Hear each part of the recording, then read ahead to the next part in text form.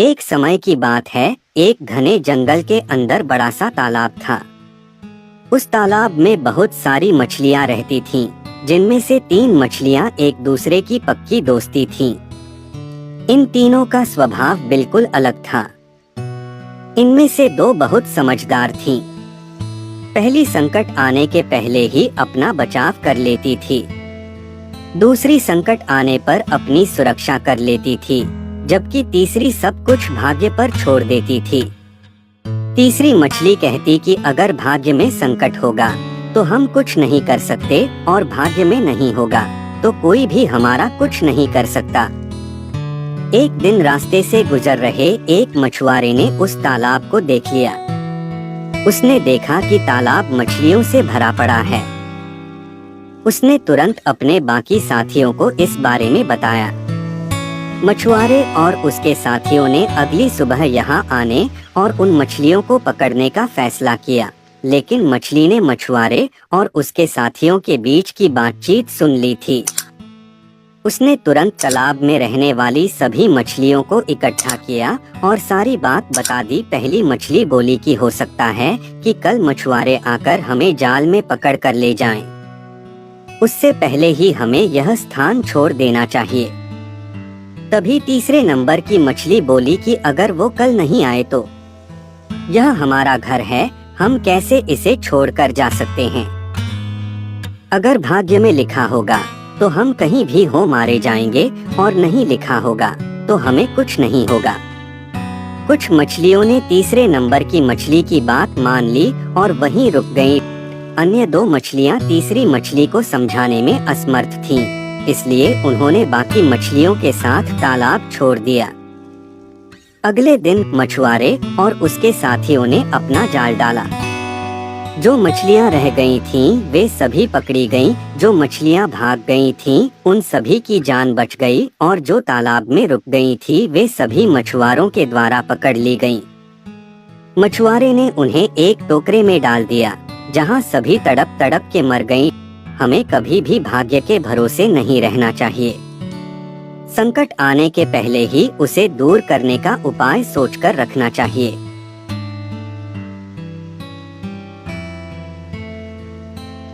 कई सालों पहले की बात है, एक जंगल में एक बरगद का पेड़ था। उस बरगद के पेड़ पर एक बगुला रहा करता था। उसी पेड़ के नीचे एक बिल में एक सांप भी रहता था। वह सांप बड़ा ही दुष्ट था। अपनी भूख मिटाने के लिए वह बगुले के छोटे छोटे बच्चों को खा जाया करता था। इस बात से बेचारा बगुला बहुत परेशान था। एक दिन की बात है, सांप की हरकतों से परेशान होकर बगुला नदी के किनारे जाकर बैठ गया। बैठे बैठे अचानक उसकी आंखों में आंसू आ गए।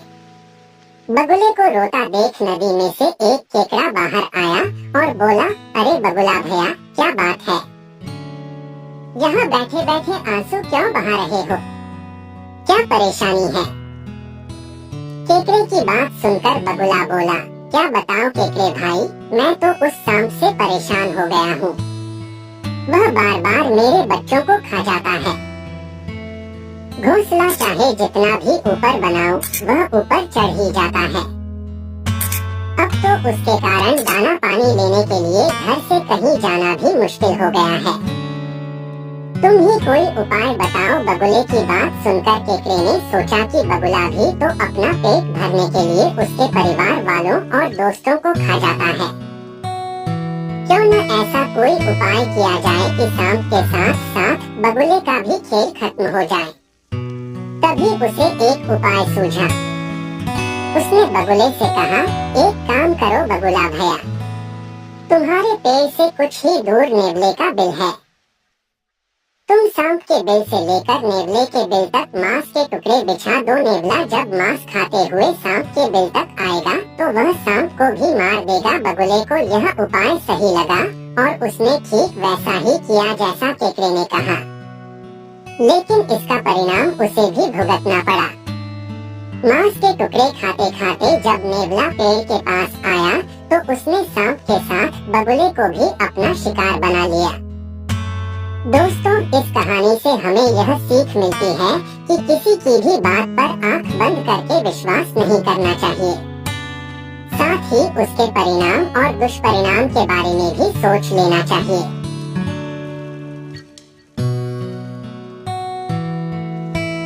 एक गांव में एक लालची कुत्ता रहता था। वह गांव में घूम घूम कर खाने की तलाश करता था। वह इतना लालची था कि उसे जितना भी खाने के लिए मिलता था उसे कम ही लगता था। गांव के दूसरे कुत्तों के साथ पहले उसकी अच्छी दोस्ती थी, लेकिन उसकी इस आदत की वजह से सभी उससे दूर रहने लगे। लेकिन उसे कोई फर्क नहीं पड़ा। उसे सिर्फ अपने भाईजान से मतलब था। कोई न कोई आते जाते उसे खाने के लिए कुछ न कुछ दे ही देता था। उसे जो खाने को मिलता उसे वो अकेले ही चट कर जाता। एक दिन उसे कहीं से एक हड्डी मिल गई। हड्डी को देखकर उसकी खुशी का ठिकाना न रहा। उसने सोचा कि इसका आनंद तो अकेले ही लेना चाहिए। यह सोचकर वो गांव से जंगल की ओर जाने लगा। रास्ते में वह पुल के ऊपर से नदी पार कर रहा था। तभी उसकी नजर नीचे नदी के ठहरे हुए पानी पर पड़ी। उस समय उसकी आंखों में सिर्फ हड्डी का लालच था। उसे यह भी पता नहीं चला कि नदी के पानी में उसका ही चेहरा नजर आ रहा है। उसे लगा कि नीचे भी कोई कुत्ता है जिसके पास एक और हड्डी है। उसने सोचा कि क्यों न उसकी भी हड्डी छीन लूं, तो मेरे पास 2 हड्डियां हो जाएंगी। फिर मैं एक साथ 2 हड्डियों के मजे से खा सकूंगा। ऐसा सोचकर वह जैसे ही पानी में कूदा, उसके मुंह से हड्डी सीधे नदी में जा गिरी। मुंह से छुटकर हड्डी के पानी में गिरते ही कुत्ते को होश आया और उसे अपने किए पर पछतावा हुआ। इस कहानी से हमें यह सीख मिलती है कि हमें कभी भी लालच नहीं करना चाहिए। लालच करने से हमारा ही नुकसान होता है।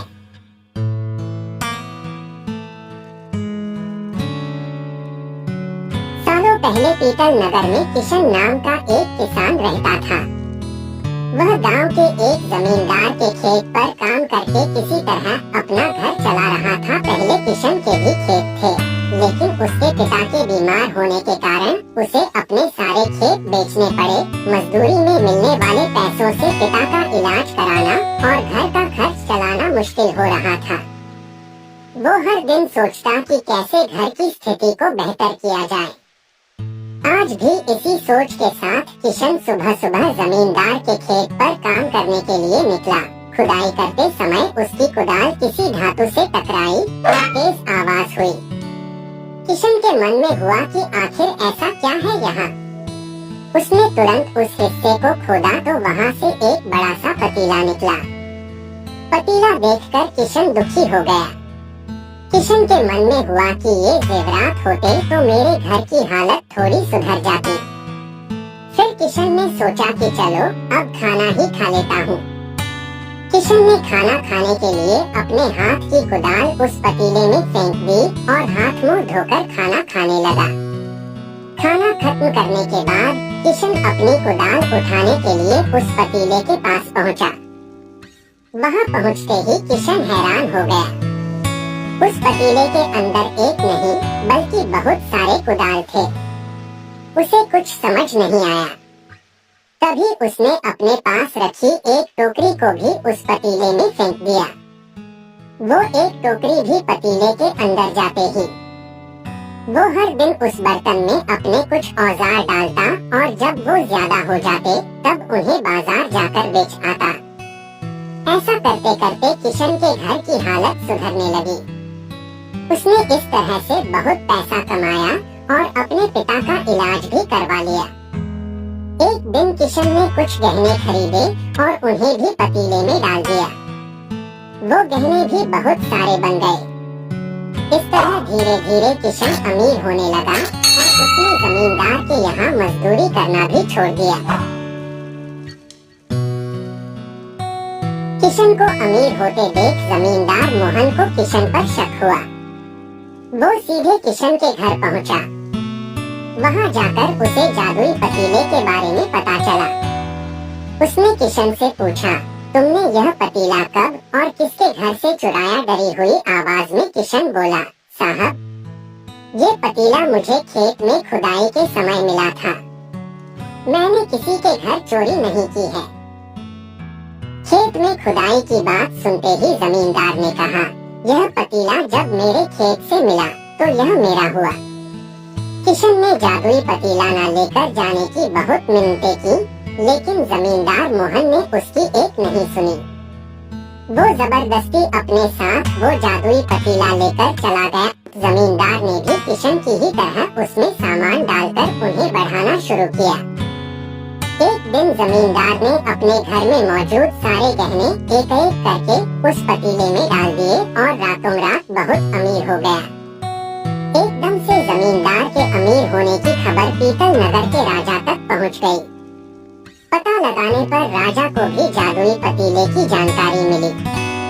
फिर क्या था, राजा ने तुरंत अपने लोगों को भेजकर जमींदार के यहाँ से वो पतीला राजमहल मंगवा लिया। राजमहल में उस जादुई पतीले के पहुँचते ही राजा ने अपने आसपास मौजूद सामान को उसमें डालना शुरू किया। सामान को बढ़ता देखकर राजा दंग रह गया। होते होते आखिर में राजा खुद उस पतीले के अंदर चला गया। देखते ही देखते उस पतीले से बहुत सारे राजा निकल आए।